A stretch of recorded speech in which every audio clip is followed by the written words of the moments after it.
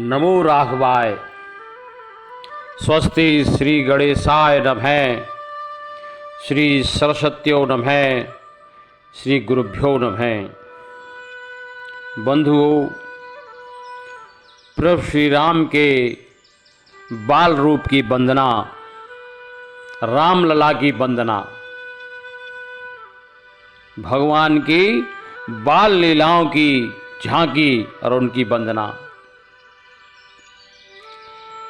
इसमें मैं आपको यह बताता चलूं कि ये चौपाइयाँ परम पूज्य गुरुदेव श्री चित्रकूट तुलसी पीठाधीश्वर जगत गुरु रामभद्राचार्य जी महाराज द्वारा संपादित श्री रामचरितमानस से ली गई हैं, जो अक्षर से शुद्ध हैं और उनका भावार्थ भी उन्हीं के द्वारा संपादित श्री रामचरितमानस जी से है। सर्वप्रथम जो चौपाई मैं प्रस्तुत कर रहा हूँ, जब काकभूषणी जी गरुड़ जी को रामायण की कथा सुना रहे हैं, तब वो कहते हैं, इष्ट देव मम बालक रामा स्वभाव बपुस कोटि सत कामा। इष्ट देव मम बालक रामा स्वभाव बपुस कोटि सत कामा। परम पूज्य गुरुदेव ने जो भावार्थ प्रस्तुत किया है इस चौपाई का, सुनिए। इष्ट देव मम बालक रामा, बाल रूप भगवान श्री राम ही मेरे इष्ट देव हैं। काकभूषणी जी गरुड़ जी से कहते हैं, शोभा बपुस कोटि सत कामा, उनके शरीर की शोभा अरबों कामदेवों के समान है। अथवा तो मेरे इष्ट देव बालक रूप भगवान श्री राम के शरीर की शोभा से ही अनंत कामदेवों की शोभा मिली है। अर्थात मेरे राघव कामदेव के उपमेय नहीं है, प्रत्युत कथनचित कामदेव उनका उपमान है। अर्थात कामदेवों से उपमा नहीं की गई, बल्कि कामदेव ही उपमित हैं भगवान श्री राम के शरीर की शोभा से।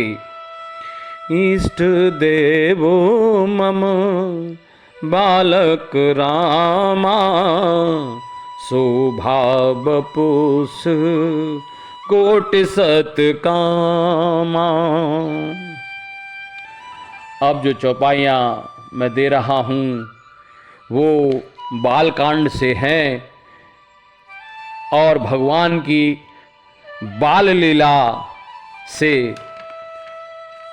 संबंधित हैं। मन क्रम बचन अगोचर जोई, दशरथ अजेर विचर प्रभु सोई।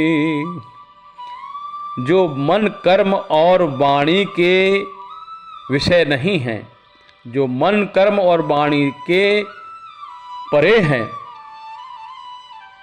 वही प्रभु श्री राम अपने तीनों छोटे भाइयों के साथ महाराज दशरथ जी के आंगन में विचरण कर रहे हैं। अजिर कहते हैं आंगन को। मन क्रम बचन अगोचर जोई, दशरथ अजेर विचर प्रभु सोई। इसके बाद की चौपाई है, ये भी भगवान की बाल लीला से ही संबंधित है और बालकांड से ही है। करतल बाण धनुष अति सोहा, देखत रूप चराचर मोहा। करतल बाण धनुष अति सोहा, देखत रूप चराचर मोहा। प्रभु के करतल अर्थात हथेली में बाण और धनुष अत्यंत शोभायमान हो रहे हैं और भगवान का यह रूप देखकर चर और अचर सभी मोहित हो रहे हैं। करतल बाण धनुष अति सोहा, देखत रूप चराचर मोहा। अब जो चौपाइयाँ मैं प्रस्तुत करने जा रहा हूँ वो बालकांड से ही हैं, जब भगवान शंकर भोलेनाथ पार्वती जी को रामायण की कथा, श्री राम कथा श्रवण कराने जा रहे हैं, तो उससे पूर्व वो भगवान के बाल रूप की वंदना करते हैं। बंदौ बाल रूप सोई राम, सब सिद्धि सुलभ जपत जे सुनाम। जिनका श्री राम नाम जपने से सभी सिद्धियां सुलभ हो जाती हैं, सब सिद्ध सुलभ जपत जिस नाम। बाल रूप में विराजमान उन्हीं श्री राम का मैं वंदन करता हूँ। बंदौ बाल रूप सोई राम, सब सिद्धि सुलभ जपत जे सुनाम। मंगल भवन अमंगल हानि, द्रिवौ सो दशरथ अजिर बिहारी। किस बाल रूप की वंदना कर रहे हैं भगवान शंकर? मंगल भवन अमंगल हारे, द्रिवौ सो दशरथ अजिर बिहारी।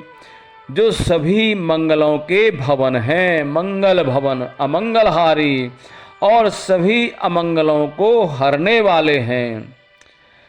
द्रिवौ सो दशरथ अजिर बिहारी, चक्रवर्ती महाराज दशरथ के आंगन में विहार करने वाले वे ही बाल रूप भगवान श्री राम द्रवित हो जाएं, अर्थात मेरे ऊपर कृपा कर दें, द्रवित हो जाएं। तो ऐसी वंदना भगवान शंकर ने प्रभु श्री राम जी की। परम पूज्य गुरुदेव का कहना है कि इस एक चौपाई में संपूर्ण रामचरितमानस जी निहित हैं। इस एक चौपाई का पाठ कर लेने से संपूर्ण रामचरितमानस के पाठ का फल प्राप्त हो जाता है। मंगल भवन अमंगल हारी, द्रिवौ सो दशरथ अजिर बिहारी। मंगल भवन अमंगल हारी, द्रिवौ सो दशरथ अजिर बिहारी। इस प्रकार प्रभु श्री राम के बाल रूप की, बाल लीला की झांकी, बाल रूप की वंदना, रामलला की वंदना इन 5 चौपाइयों के माध्यम से मैंने प्रस्तुत की है। आप सभी से निवेदन है कि भगवान के बाल रूप की वंदना अवश्य करें। प्रथम तो भगवान, और उसमें भी बाल रूप, इंसान के, मानव के बच्चे भी भगवान का ही स्वरूप होते हैं, और भगवान के बाल रूप का तो कहना ही क्या। यदि आपको ये प्रस्तुतिकरण अच्छा लगा हो तो इसे लाइक करें, शेयर करें, कमेंट करें। मेरे